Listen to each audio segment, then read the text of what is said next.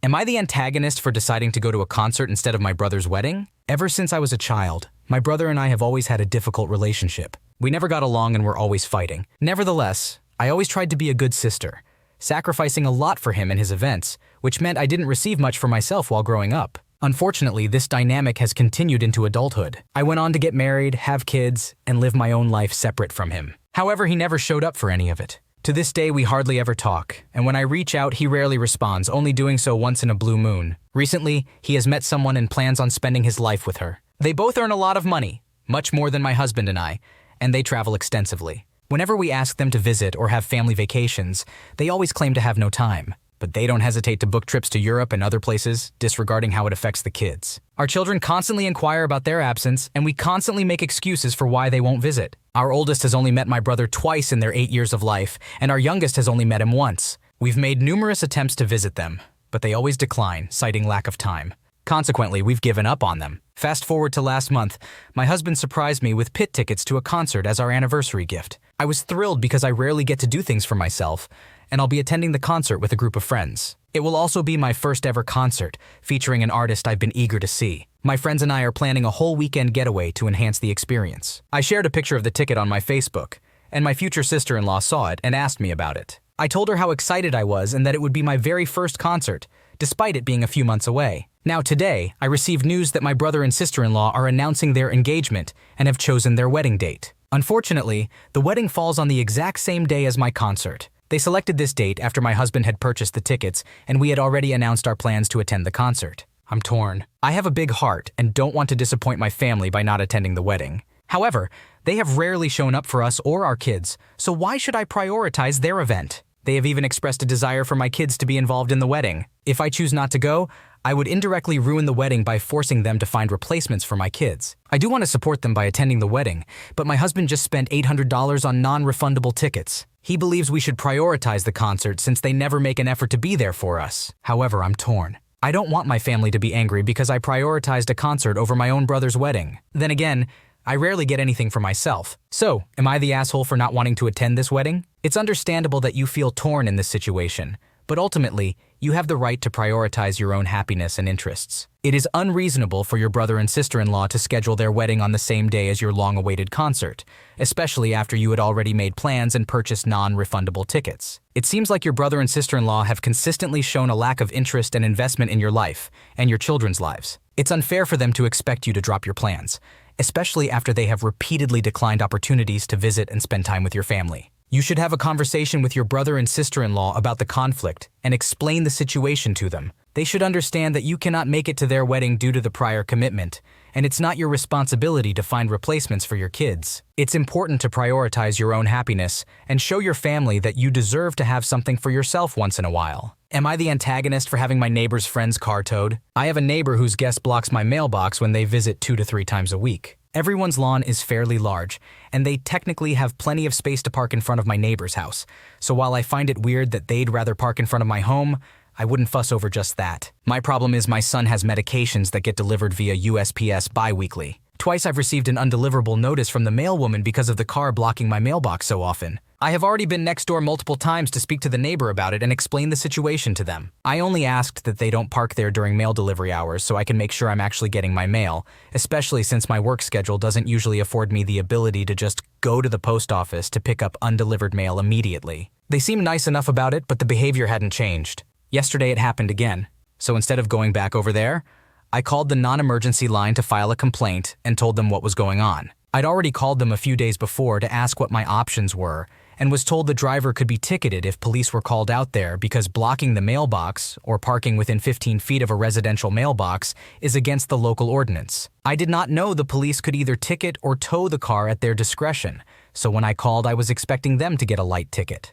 Well, the officer that came out decided to tow it. Now my neighbor is angry and demanding I reimburse them at least partially for the towing and storage fees, because I could have just asked them to move the car instead of calling the police. I do feel bad because I wasn't expecting the car to be towed, but my thing is, I've already asked multiple times for them to not block my mailbox during delivery hours. Part of me wants to just give them some money because I'm not trying to cause issues with my neighbors, but another part of me doesn't feel like it's my fault, even though I'm the one that called the police. Am I the asshole? You are not at fault for the car being towed. You had already tried multiple times to resolve the issue with your neighbor by asking them not to block your mailbox during mail delivery hours, but they continued to ignore your request. Calling the non-emergency line and filing a complaint was a reasonable next step, especially considering your son's medication being delivered and the potential consequences of not receiving it on time. The fact that the police officer decided to tow the car was not entirely within your control, and you had no intention of causing such an outcome.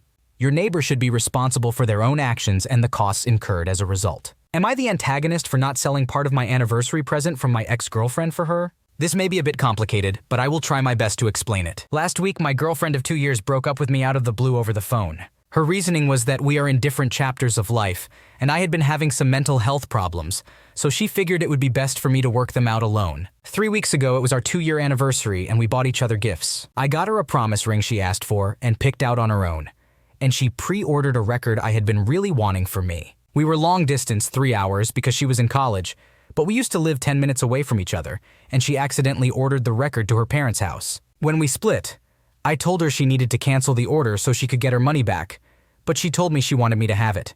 The record arrived yesterday. I went to her parents' house to pick it up and noticed that they accidentally sent 3 copies of the record instead of the one she ordered. I immediately called her and told her what happened. She said she would check her bank statement and if she didn't pay for them. I asked her if she didn't pay for them, could I give them away to some fans on the artist subreddit because it's a highly sought-after record, and she said yes. You can have them if I didn't pay for it. I know for a fact that she didn't pay for them because other people reported getting sent too many copies by accident. She then asked me if we could sell them and split the money, and I told her that I really wanted to do something nice and just give them away. She told me that she needed the money because she is a broke college student, and I tell her I can do what she wants, but I am not selling them for her. She asks if I can sell one and give the other away because the extra copies are not a part of my gift, and I said it's either she sells both or I give them away. She got mad about this and thought I was arguing with her. It was over text. She then calls me and tells me I'm being a jerk. I say, "Why do you always have to make everything an argument?" And she said, "I am hanging up the phone. Don't reach out to me ever again." I said, "Good, I'm giving away the records," and I hung up. Am I the asshole for this? Your ex-girlfriend initially agreed that you can have the extra copies of the record if she didn't pay for them. When she later changed her mind and wanted to sell them for money, you expressed your desire to give them away instead. It's understandable that you wanted to do something nice with the extra copies, especially since it was initially agreed upon. However, it's important to consider the possibility that emotions are high after a breakup, so it's always best to handle the situation with sensitivity and understanding. Am I the antagonist for telling my FIL to give back the key we gave him to our house? Myself, 31-year-old female, and my husband, 33-year-old male, recently moved to a house within a 10-minute drive of his parents. Initially, I was happy about this because I've always had a great relationship with them. Both my husband and I have keys to their house, and they have keys to ours. Recently, though, I've started taking a serious issue with the habit my father-in-law has of letting himself into our home without warning. It started when he would come over frequently to help us put things up in our house. While I've always been incredibly grateful for his help, I don't like that he never lets us know when he's coming, or even which day, despite express requests for him to let us know. One weekend when my husband and I went away, my FIL went over to our house without permission or any prior discussion to work on our garden. It just feels rude and makes for awkward situations. So far, he's entered our house when my husband and I have still been in bed, when I've just got out of the shower in a towel, or when we've got other plans. There have been times I've walked into a room thinking the noise within is my husband, and it's my Phil. He never seemed to acknowledge any fault in what he was doing either. Naturally, all this was very frustrating and upsetting to me, and I spoke to my husband. To start with, he thought I was overreacting because I don't think any of it had actually bothered him yet. Of course, when it started to bother him, he suddenly understood my point of view and said several times he'd get his dad alone and talk to him. That's apparently because his dad can be easily offended, and my husband still wants his help around the house. My reply was basically that I'd welcome his help and don't want to offend him, but he's overstepping our boundaries, and I'm getting tired of not feeling like I can relax in my house in case someone bursts in. The last straw came the other day. I was home alone, and my husband texted to ask if his father could come over to grab his work boots from our garden. He wouldn't need to come in or anything. Before I even had a chance to respond to that, my file came into the house. He hadn't even bothered to wait until he'd been given permission, let alone respected my opinion on the matter. I politely but firmly told my FIL how I was feeling and mentioned that if this continued,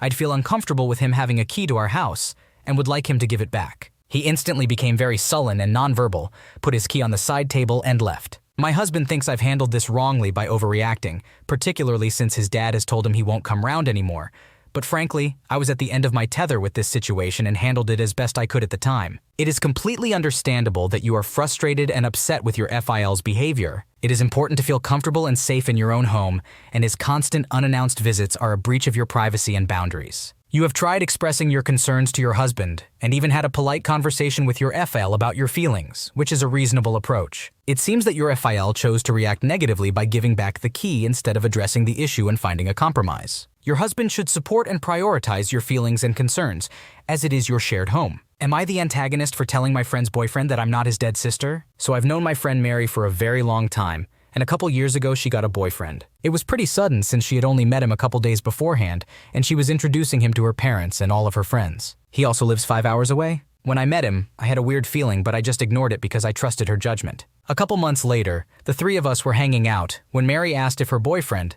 let's call him Matt, could come over and stay with me while she goes to an appointment the next day, because he would just be by himself with her parents. I said it was fine and it went by with no complications. She, however, continued to ask me if he could come over more and more until eventually he would text me every time she would go to work or school or anything else really. Eventually I started to get a little weirded out, especially after he started talking to me about his late sister Kat. She died when he was very young. From what I could get, she and I were born in the same year with brown hair and eyes, and he says we look alike. I pointed out that those are common traits and that he shouldn't compare us, and that he was my friend's boyfriend, not my brother. But he only insisted that he was my brother now since, even though I was alive when she died, I had to be his sister. That's when he started buying me things. At first it was small, but they grew and grew until I had to beg him to stop getting me things. He would also tell my younger sister that he was her brother too, and she ended up putting him in her school family tree assignment because of it. And he would bring that up every time I asked him to stop hugging me or cuddling me. One time, he even came into my house very early in the morning and laid in my sheets with me while I slept and watched something on my TV. When I woke up, I wanted to kick him out, but he apologized and he said he wouldn't do it again, and I knew Mary would get upset if I did that. But things changed when Mary told me he cheated on her. When that happened, I finally had a reason to stop letting him come over, and I took it. When it first happened, he said he was cutting me off, which I never responded to. But then he sent me a long text saying that I was a terrible person, that he regretted buying me anything, and that he just wanted to be a good brother to me. I texted Mary and she said she's staying with him, and I asked her if that was really what she wanted. And she said yes, so I then asked her if she can tell him not to text me anymore, and that whatever he's done is on him. But he texted me saying to keep her out of it and that this is between him and that I always treated him terribly. I told him to stop texting me, and that I thought I made it clear that he was Mary's boyfriend first, always. But recently I've been doubting myself. Everyone I talk to says he's in the wrong, but Mary won't talk to me still. So am I the asshole? You initially allowed Mary's boyfriend to stay with you out of trust and friendship, but things escalated to a point where he started crossing boundaries and making you uncomfortable. His behavior, such as comparing you to his deceased sister, buying you things against your wishes, invading your personal space, and texting you inappropriately, was inappropriate and inappropriate. It seems like you did your best to communicate your discomfort to him and set boundaries. However, it's important to consider your safety in this situation. It's concerning that he entered your house without your permission and invaded your personal space while you were sleeping. It may be necessary to take further action to protect yourself, such as contacting the authorities or seeking help from trusted friends or family members. Ultimately, it's important to prioritize your well-being and distance yourself from this toxic situation. Am I the antagonist for telling my husband I don't want to give up my whole week with family for something that isn't really urgent? My 38-year-old husband has a history of fixating on something and suddenly wanting it done immediately. He often starts pursuing something and then changes his mind. Two recent examples of this behavior are when he insisted on getting our daughter's ears pierced at 16 months according to his cultural customs. It was challenging to find a piercing tattoo shop that would do it after she turned one. I made an appointment, and he seemed okay with it until just 2 hours before the scheduled time, when he suddenly changed his mind. I told him that it was unfair and messed up to do this, but he insisted and even yelled at me. Later, he blamed me when the shop refused to reschedule. Another incident occurred a couple of weeks ago when he decided he urgently needed a stationary bike. We found one on Marketplace, and I made plans to meet the seller. I cleared my entire day, and the seller also adjusted their schedule. However, just 15 minutes before I was supposed to leave, he informed me that he changed his mind. There are more examples, but these two stand out the most. I work overtime almost every week, while he works full-time with a different schedule. Due to my night shifts, I'm usually the one responsible for appointments, doctor visits, and other tasks like that. Consequently, I often go for weeks without enjoying a day off, while he spends his weekends doing things he enjoys with our daughter, while I'm working and sleeping. Now, after living in our house for almost a year, my husband suddenly insists that we absolutely must lay plastic sheeting in our crawl space this week. The problem is that his mother is visiting from his home country,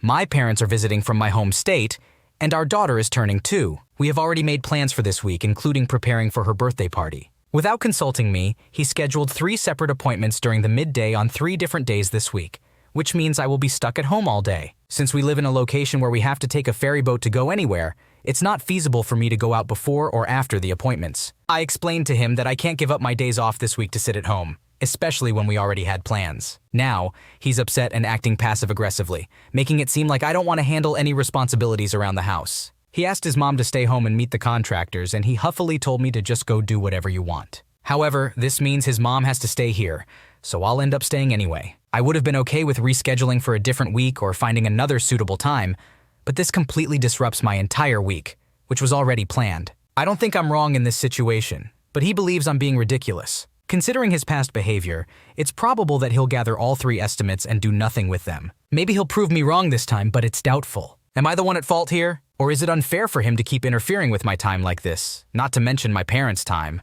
Your husband's behavior is unfair and inconsiderate. It is not reasonable for him to make sudden decisions and expect you to drop everything to accommodate him, especially when it comes to important events like your daughter's birthday and visits from family. It sounds like you have been accommodating and understanding in the past, but it has reached a point where it is negatively impacting your personal time and plans. Communication and compromise are key in any relationship, and it seems like your husband needs to work on being more considerate of your schedule and the plans you have made together as a family. Thanks for watching.